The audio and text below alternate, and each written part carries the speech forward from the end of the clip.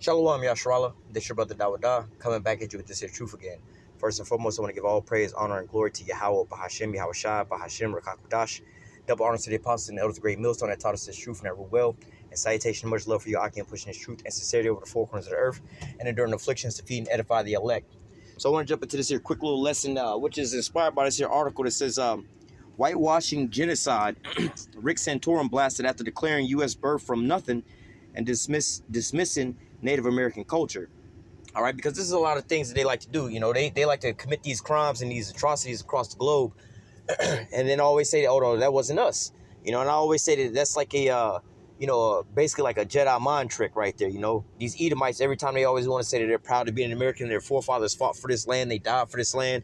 You should ask them whenever they're that proud, ask them who did they fight for this here land. All right, and 9 times out of 10 they'd be like, "We didn't kill the Native Americans," right? Then you ask them again, like, well, your forefathers fought for this land and everything else like that.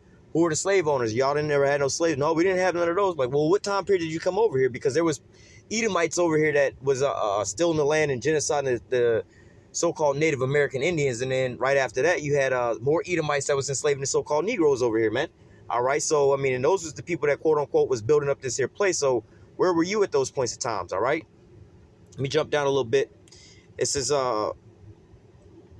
Rick Santorum, a CNN contributor and former senator, is being accused of racism for declaring that the U.S. was built from nothing by European settlers, which they weren't settlers. They was basically terrorists, right? The same thing that they was accusing ISIS for, going over there stealing people's lands and killing off all the people, all right? It says the U.S. was built from nothing by European settlers, saying there isn't much Native American culture in American culture. Why? Because they didn't destroy it all, all right? Video of Santorum speaking last week at the Stand Up for Faith and Freedom Conference hosted by the Young American Foundation organization went viral on Monday as critics honed in on a specific part of the former senator's talk. "We birthed a nation from nothing. I mean, there was nothing here," Santorum said. "I mean, yes, we have Native Americans, but candidly, there isn't much Native American culture in American culture." Right, because they didn't stole it all, all right? It says, now, mind you, all right, they would have you think that these Native Americans were just living in teepees and shit like that. They was not living in just teepees. Because they would also tell you that they were so-called like hunters and gatherers or whatever. But going back, because those are the Israelites. They knew about certain things and they were still keeping some of the law, statutes, commandments.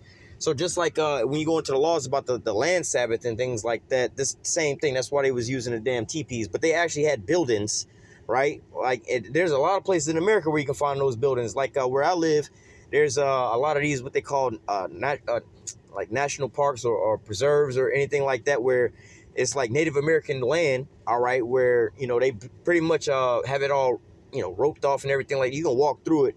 But I can think of one place in particular called Emerson Point, which when you walk up, when you get to the front gate, they tell you it's the land of the lost tribes, all right, and then they go into further a little bit more information about them.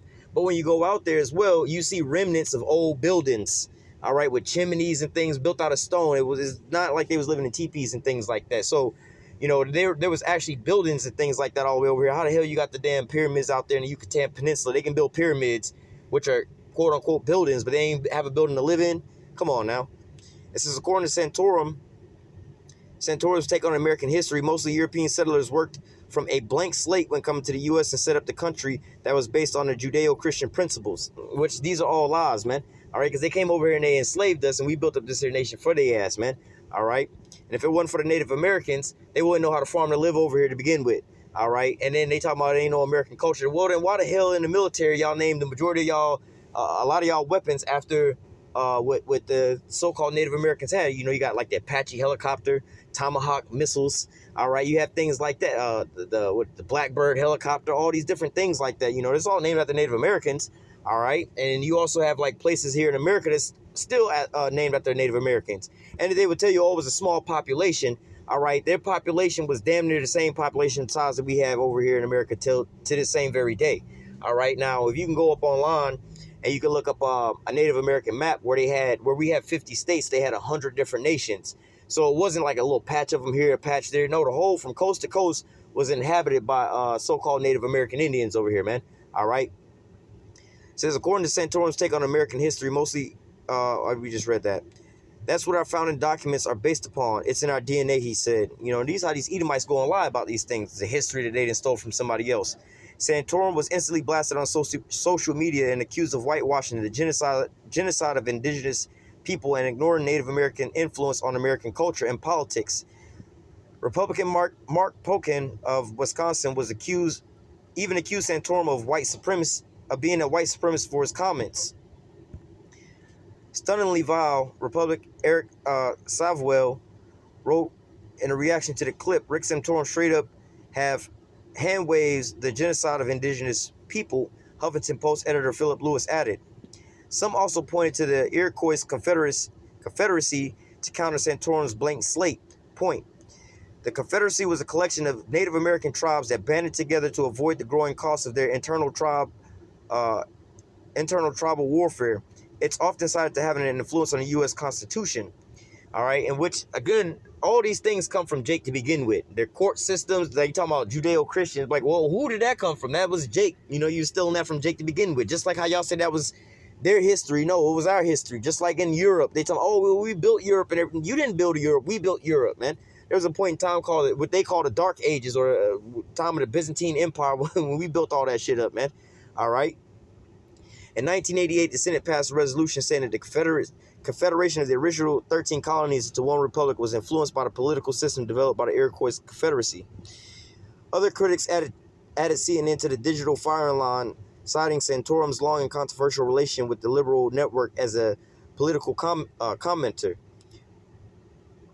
Well, then at CNN, come get your nativist, revisionist, racist boy, writer Roxane Gay tweeted, and at CNN likes to have him on to discuss politics. I guess they feel stupid white supremacists need a platform, author Kimberly Johnson wrote.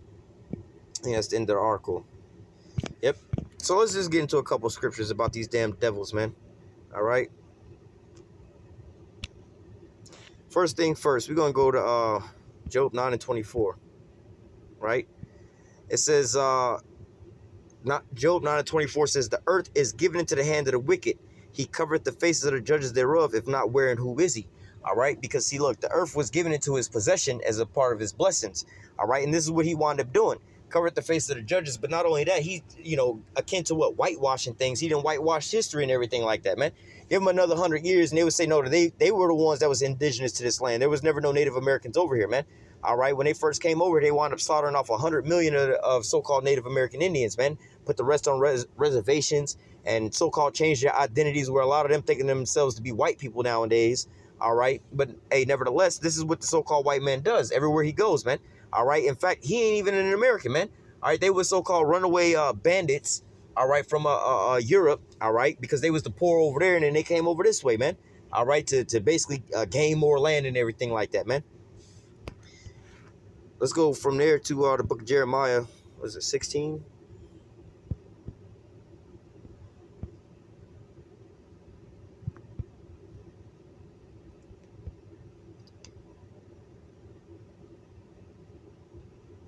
Yep, Jeremiah 16, verse 19. O Yahweh, my strength, my fortress, my refuge, in a day of affliction, the Gentiles shall come upon thee from the ends of the earth. All right, and that's what wound up happening, man. They came from one side of the globe to the other side of the globe, man. All right, and shall say, surely our fathers have inherited lies, vanity, and things wherein there is no profit. All right, because now this is the point where we at right now, man. All right, to where these like I said, it's like a Jedi mind trick to where, like I said, you have these so-called super proud ass Edomites and they tell us, my forefathers fought and died for this country. We fought for this land. Who did you fight and who did you slaughter for this land? Oh, we ain't have nothing to do with killing the Native Americans. We ain't have nothing to do with that. Okay, so then that means you came over after they was already slaughtered? Like, was that in the time when they was bringing the so-called Negroes over here in slavery? Oh, no, we didn't have no slaves. We didn't have no slaves. Okay, so then you came over here after, 1855? You know, they actually had, 1776, they had officiated the United States to what you know of it as today. And 1776? So at that point in time, your ass is a dirty-ass immigrant that came over here. So which one of it is it? You came over here from Jump Street and slaughtered the so-called Native Americans and stole their land, or you came over after that and enslaved them as well, or you came over after that fact and wound up enslaving the Southern Kingdom, or you came in after that and you was just living off the slaughter of your, the rest of your Edomite forefathers, man. All right. Like I said, it's a Jedi mind trick, because why? They've been inheriting lies about these things, man. It's like, we know that they actually committed these atrocities and things like that, so they should just bathe in that. Like, yeah, man, we got the rights to this here land because we came over here and killed all y'all for it. They should just stick with that story, but they don't. All right. But now they trying to change things up. Oh, Native Americans didn't even have they didn't even have anything. You know, they talking about the city of gold and El Dorado, right? You know, when they was over there in Europe living in like goddamn the dark and everything like that, and some old ass run down shit, right? Because Jake wasn't in power no more at that point in time. You know, everything started falling down. They came over here and found that they had aqueducts, which they had them over there as well too. But you know, everything started crumbling over there. That's why they came over here. You know, that was also the bottomless pit over there in Europe. They didn't have no resources and things like that. But America has all the damn resources in the whole globe right here on this land alone, man. All right, this is why you had the 49ers and the gold rush. All right, they came over. Obviously, they had more than an abundance of resources, man. All right, the waters was clean and clear and everything like that, man. All right, you came over and stole this whole land and foundation and built up everything that you got off this here land, man. Don't just the land itself alone. Tell me something. Oh, it wasn't no Native American culture, man. Come on, man. If it wasn't for the land alone, you wouldn't have none of these things over here. And on top of that, you would have had to, like I said, you had to kill off the Native Americans to get this here land, and you had to enslave Jake to build or Judah to build all this here stuff up for you, man. All right, so look, man, you wouldn't have none of these things if it wasn't for the Israelites, man. Zechariah 11:5 says, whose possessors slay them and hold themselves not guilty. Like I said, that's that Jedi mind trick, man. Every last one of these proud-ass devils that say that they fought for this and blah, blah, blah, and their forefathers died for this country, you can ask them about what time frame it was they was over here, and they would be like, no, we're not connected to none of the natives, none of the Negroes, none of all those atrocities. We wasn't about that. You know what I'm saying? Your own people sold you into slavery. Your own Native Americans was killing each other off. We just came over here and just stopped them from killing each other, and then there wasn't no more of them left, and we just moved over here, man. That's what we just had. Well, what happened with the smallpox, man? What happened with those smallpox blankets, man? The chemical warfare that you use, man. All right, what about genocide and, you know, how you call them the so-called Puerto Ricans today, which would go back to like quote-unquote Taino Indians. What about genociding them down to a number of 500? All right, but hey, like the you know, their name goes into being a fruitful bow. They, you know, started repopulating again, man.